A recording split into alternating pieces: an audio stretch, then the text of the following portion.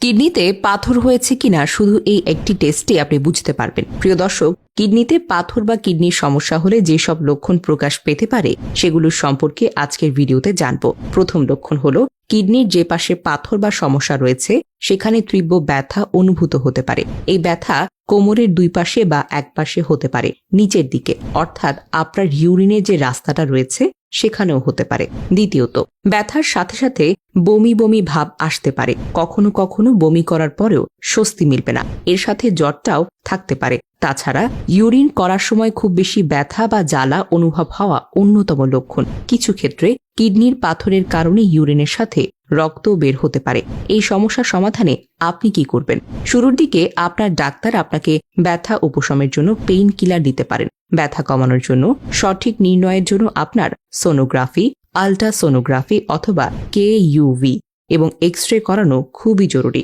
এগুলোর মাধ্যমে আপনি বুঝতে পারবেন আপনার কিডনিতে পাথর বা অন্য কোনো সমস্যা আছে কিনা।